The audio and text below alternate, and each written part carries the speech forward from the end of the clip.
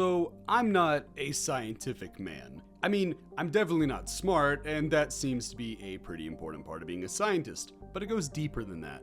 My mind doesn't work in scientific ways, like, at all. I can't do chemistry or understand biology or pay my taxes. In short, I'm a silly, stinky English major, and my brain is big dum-dum. But even so, I've put some time into the lab and come up with a pretty solid hypothesis. Some of y'all just hate fun. No, seriously, just think about it. Every time somebody recommends something for DBD that doesn't seem to fit the strict guidelines of what you think is right for the game, we all have to hear the same tired ass arguments. Some of you negative Nellies can't wait to break out your favorite catchphrases like, that doesn't really fit with the tone of the game, or actually, behavior could never get that license. And then there's my least favorite of all the mouth-breathing, naysaying takes. Who cares about that license? I wouldn't even buy it if they did add it. And you know what? You wouldn't buy it? Good. Don't buy it. Maybe it's not made for you. You think I wanted Trickster? You think I like the nurse? Do you really think that I, a massive Nightmare on Elm Street fan, really wanted Remake Freddy and Quentin last name?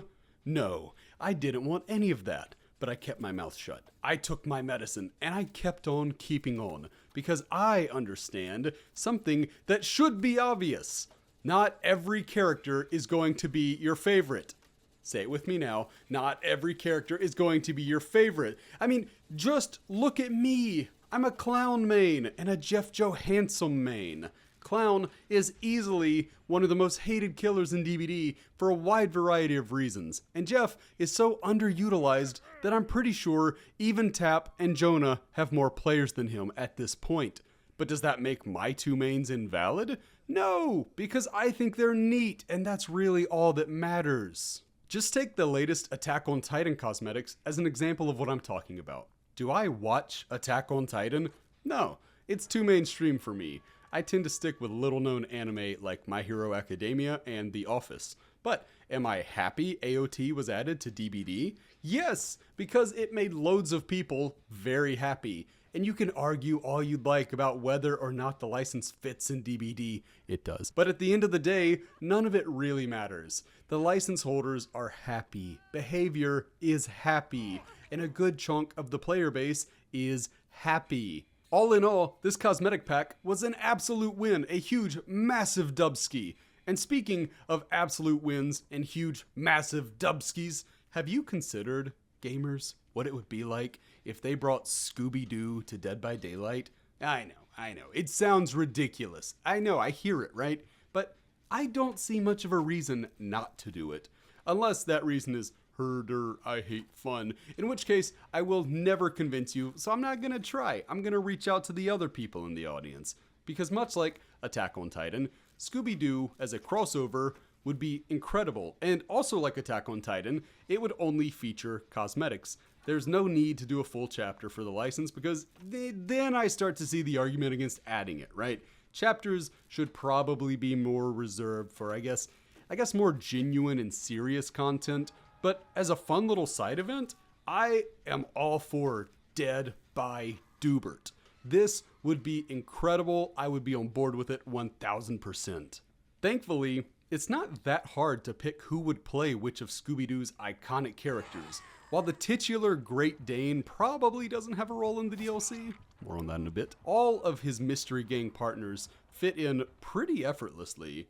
Felix Richter is the perfect choice to play Freddy, given his strangely identical looks. Seriously, I wouldn't be surprised if somebody at Behavior had a big ol' haha moment and thought they were being real clever when they snuck the superior Fredster into the game. Felix is a natural choice here.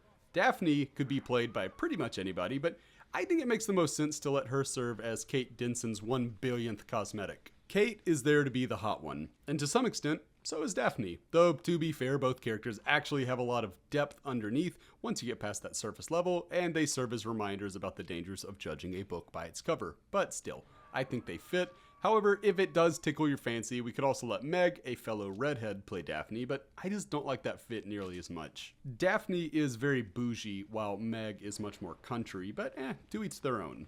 In doing this crossover, Dwight almost has to be Shaggy, given that none of the other licensed male characters are nearly as outwardly goofy. I guess Ace could be in the running, but I really do prefer Dwight for this role. Ace is a bit too old to be Shaggy, but hey, if they ran with it, I wouldn't hate it. I'd still buy it. Of all the fits, perhaps the most natural, and I think you probably saw this one coming, is Claudette Morel being Velma. It's no secret that I am something of a huge Claudette fan, peep the video, but it goes deeper than that. They are both socially awkward geniuses with similar aesthetics who also double as being absolutely S-tier waifus. Wait, I'm sorry, did I say waifus? I meant waifus. No, wait, waifus. No, what? As far as killers are concerned, take your pick. Scoobert, Doobert, and his merry band of stoners have a rogues gallery nearly as strong as the likes of Batman and Spider-Man. For my taste, there are a few that stand out, but you're free to pick some of your favorite villains too. There were a lot of cool ones I left on the table. I'd love to see Deathslinger get a minor 49er skin. And I know some people are going to point to Trapper, who was, an actual minor, but I think that this monster's particular aesthetic actually fits the Slinger way better. Next, we could have another easy pick wherein we give the clown a costume as, you guessed it, the Ghost Clown. And I refuse to elaborate on this point. They're both clowns, you see. Lastly, I'd love to see either Spirit or Dredge get a skin as the Phantom Virus from Cyberchase. That movie was one of my absolute favorites as a kid, and I always particularly loved how the virus was just an absolute fucker throughout the film. I mean, like, real villain shit. Like, he was so mean, so pointlessly, and as a kid, I always thought that made him a pretty great villain. There was also, I believe, a PS2 game for it? I don't know. I spent a lot of time playing the Scooby-Doo Cyberchase video game, and at this point, I kind of need to go back to my roots here and have that added to Dead by Daylight, just for some kind of closure here. Spirit fits the Phantom Virus's build and movement style more, but she did already get an Attack on Titan skin, so I could actually live with this one going to Dredge if need be, because, hey, Dredge gets cool skins. And now that that's all out of the way, let's talk about the elephant-sized dog in the room. What to do with Scooby-Doo. Because you can't very well have a Scooby-Doo crossover and not have Scooby-Doo. That would be as ridiculous as having a Scooby-Doo crossover like with, I don't know, like an aging rock band that was last relevant in the 70s, or one where Scooby and his friends meet Vince McMahon's big house of sweaty men. Oh right. Right. Working in Scooby should be pretty easy. Firstly, you just gotta give a charm of his blue and yellow necklace, and hey, who knows, maybe slap him beside the campfire. He could do like Ash Williams and crack one-liners that scare the shit out of people who aren't paying attention when they load in. Obviously, the Mystery Mobile would also have to be in sight around the campfire as well, but I feel like that's kind of a given. If they really, and I mean really, wanted to go the extra distance, there could even be a limited time event where Scooby is resting where Maurice used to on Father Campbell's chapel. Oh, and by the way, bring Maurice back. I really miss him. Please bring him back. And that would just about do it for a Dead by Doobert chapter.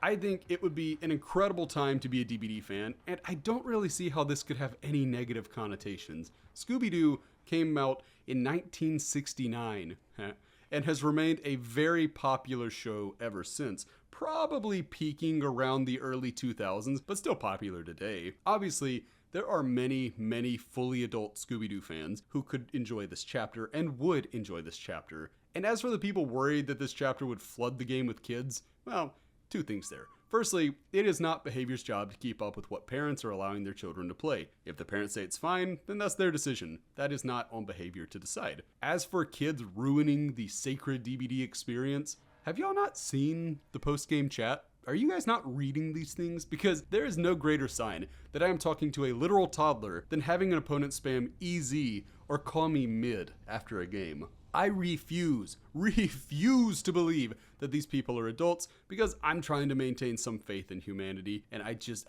can't accept it. Oh, and before I do let you go, because I'm not going to keep you here forever, I just got one more thing, right? Like, I said if they wanted to go the extra route, the extra mile that is, they could add Scooby where Maurice used to be. Well, I had one more little crazy idea. You may not like it, but this is peak game design, so watch closely.